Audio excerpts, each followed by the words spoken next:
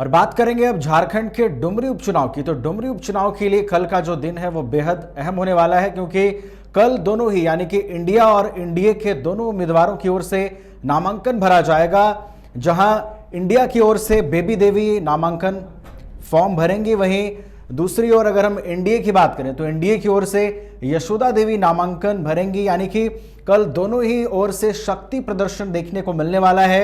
और इस नॉमिनेशन के दौरान शक्ति प्रदर्शन के साथ ही कई नेताओं की मौजूदगी भी देखने को मिलेगी। तो इसे हम इंडिया और एनडीए के शक्ति प्रदर्शन के तौर पर भी देख रहे हैं। तो कल का दिन डुमरी उपचुनाव के लिए बेहद अहम है, क्योंकि कल दोनों ही जो महिला उम्मीदवार हैं वो अपना नामांकन पर्चा दाखिल करने वाली हैं और एनडीए और इंडिया का जो शक्ति प्रदर्शन है वो भी दिखने वाला है। इस खबर पर और अधिक जानकारी के लिए हमारे साथ हमारे संवाददाता भी जुड़े हुए हैं। सीधे शाहनवाज का रुख करते हैं। शाहनवाज, डुमरी उपचुनाव के लिए कल का दिन बेहद अहम है। इंडिया और एनडीए का शक्ति प्रदर्शन दिखने वाला है। किसका जो शक्ति प्रदर्शन है वो आपके अनुसार मजबूत दिख रहा है शाहनवाज? ऐसी बात है, ये इस बार यानी कि 2024 के इलेक्शन से पहले ये जो बाई इलेक्शन है वो कहीं न कहीं बहुत कुछ तय करेगा। यही वजह है, चाहे एनडीए हो या यूपीए हो, दोनों ही गठबंधन है, पूरी जोर आजमाइश कर रहे हैं। आपको याद होगा कि जैसे ही जगन्नाथ महतो के परिवार को टिकट देने की बात आती है और उनकी पत्नी यानी कि बेबी देवी को कैबिनेट मंत्री का दर्जा दिया जाता है, उत्पाद एवं मद्य निषेध मंत्री के तौर पर उनको नामित किया जाता है, उसके बाद से आप देखेंगे कि मुख्यमंत्री हेमंत सोरेन लगातार उस क्षेत्र का दौरा कर रहे हैं, जनसभाएं कर रहे हैं, सरकारी योजनाओं का उद्घाटन हो, शिलान्यास हो, तमाम चीज़ें कर रहे हैं। इससे साफ है कि मुख्यमंत्री हेमंत सोरेन ने इस पूरे चुनावी तैयारी का कमान खुद अपने हाथों में ले ली है, क्योंकि पता है कि 2024 से पहले अगर इस सीट को यूपीए अपने खेमे में वापस नहीं लाता है तो जाहिर सी बात है इसका कहीं न कहीं साइकोलॉजिकल इम्पैक्ट पड़ेगा, चुनावी राजनीति के तौर पर बेहद नुकसान होगा। दूसरी तरफ आप देखेंगे तो एनडीए जो फैक्टर वो बेहद मजबूत नज़र आ रहा है, क्योंकि 2019 में जिस तरह से दो पार्टियां यानी आजसू और बीजेपी अलग अलग लड़ी थी, उसका खामियाजा उन दोनों को भुगतना पड़ा और सत्ता से उनको बाहर होना पड़ा। अब चूंकि दोनों में सहमति बन गई है, 2024 का चुनाव है वो साथ लड़ेंगे। जाहिर सी बात है उससे पहले आपने देखा होगा कि रामगढ़ में एनडीए एकजुट होकर लड़ी, उसका फलाफल भी निकला और कहीं न कहीं आजसू उम्मीदवार की जीत हुई।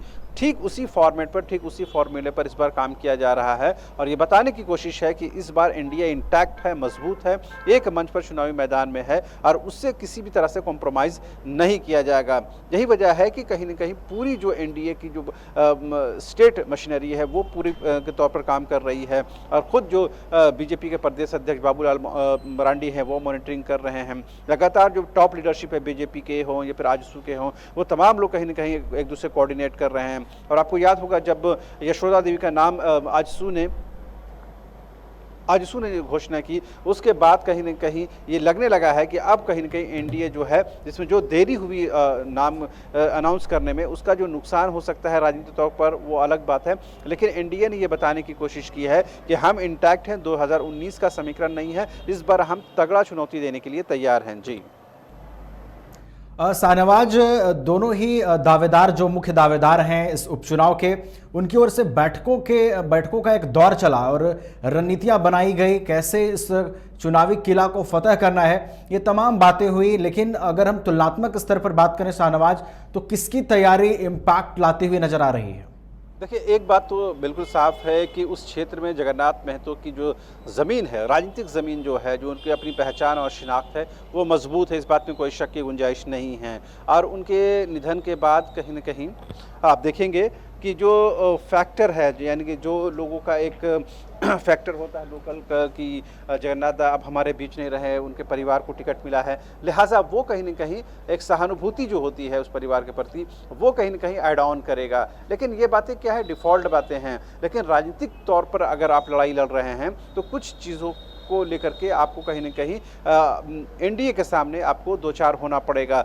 वो सबसे ख़ास बात यह है कि एनडीए इस बार इंटैक्ट है, आजसू अकेले नहीं लड़ रही है, बीजेपी अकेले नहीं लड़ रही है, बल्कि एनडीए गठबंधन चुनाव लड़ रहा है। लिहाजा ये कहीं न कहीं मेजर फैक्टर है और ऐसे में कहीं न कहीं यूपीए के लिए बड़ी परेशानी है। यही वजह है, आपने देखा होगा कि पिछले दिनों मुख्यमंत्री आवास में यूपीए घटक दल की बैठक होती है और ये सहमति बनती है कि पूरी यूपीए खेमा है वो इस चुनाव में कहीं न कहीं उसकी भूमिका होगी, चाहे कांग्रेस हो या फिर जेएमएम हो या फिर आरजेडी हो।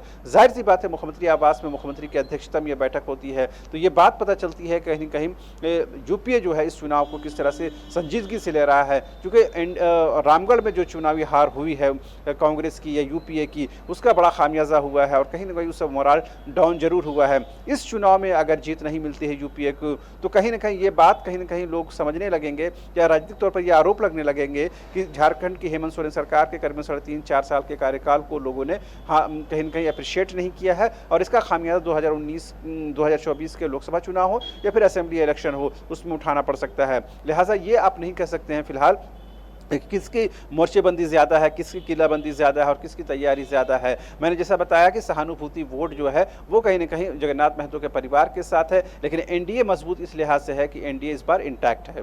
जी चलिए, धन्यवाद साहब आज हमारे साथ जुड़ने के लिए और इन तमाम जानकारियों के लिए। तो डुमरी उपचुनाव के लिए कल का दिन बेहद अहम होने वाला है, क्योंकि कल दोनों ही पार्टी की ओर से जो उम्मीदवार हैं वो अपना नामांकन फॉर्म भरेंगे और एक तरीके से कल दोनों ही ओर से शक्ति प्रदर्शन भी देखने को मिलने वाला है।